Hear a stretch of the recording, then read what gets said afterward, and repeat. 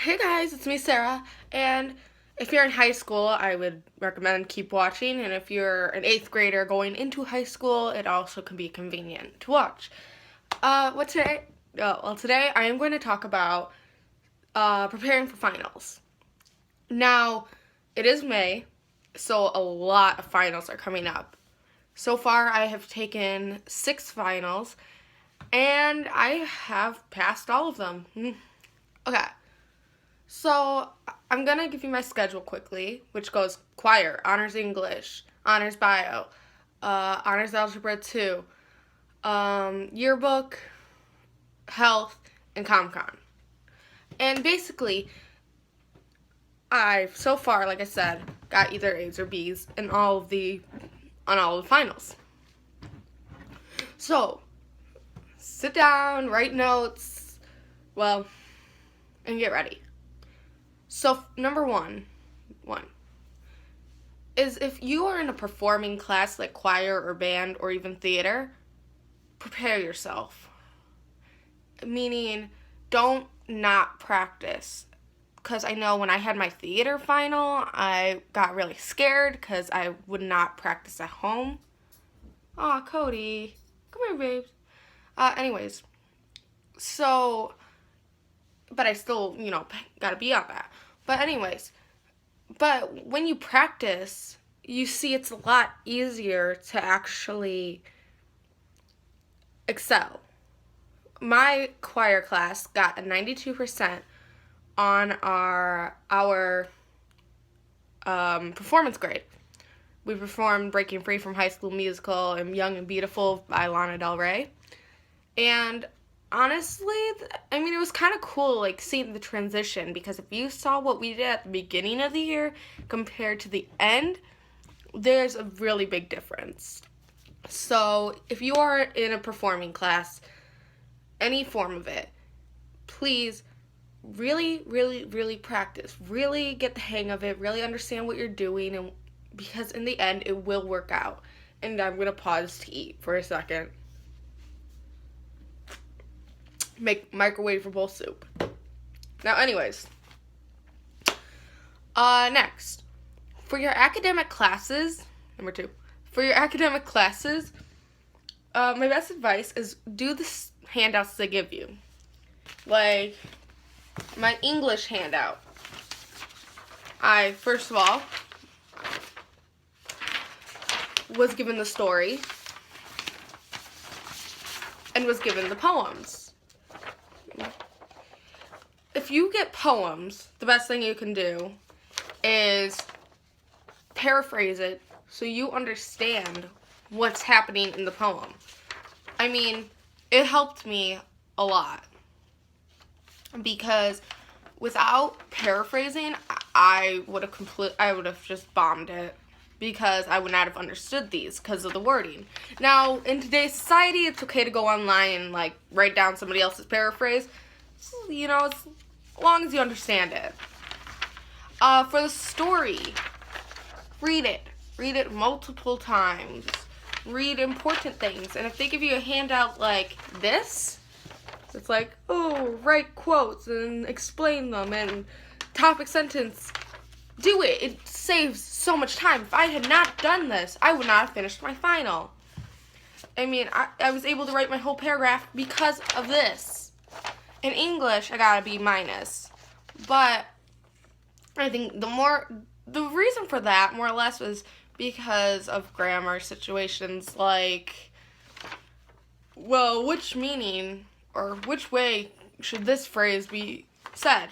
And I'm like, I don't know. They sound too similar. So, and then there was a lot of Romeo and Juliet, which, if you know, not easy. But, yeah. I'm pretty sure I did pretty good on these things. Next. Oh my god. The final I was most scared about was bio. Because if you had known me, on bio tests, I was getting D's and C's, and I was getting, quizzes, I was just getting plain C's, and even an F, and I was just completely bombing them.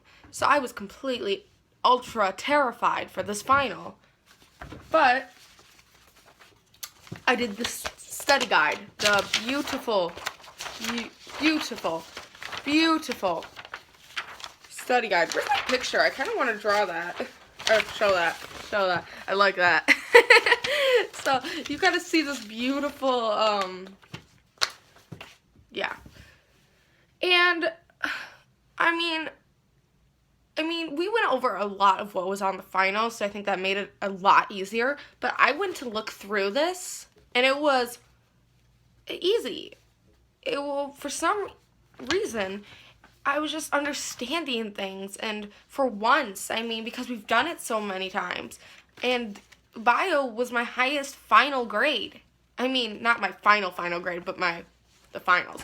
Yeah, I got an A on it.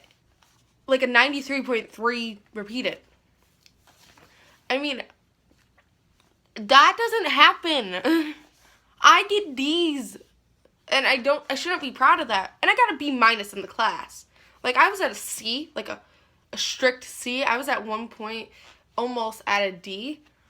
I raised it up to a B-, an 81.59%. Very, very, very close to an 82. It was like, I could have gotten an 85 and been fine. But no, I crushed that.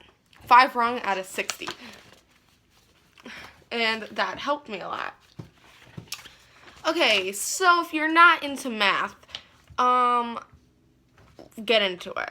Like, even if you're not, like, oh my gosh, math, I love it, it's my favorite thing. Work. I'm gonna do it this way. Work.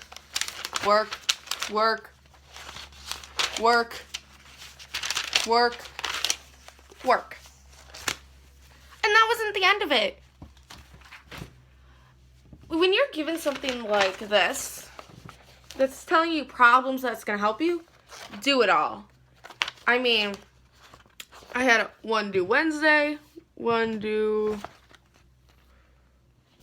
due Wednesday, one due Thursday, one due Friday.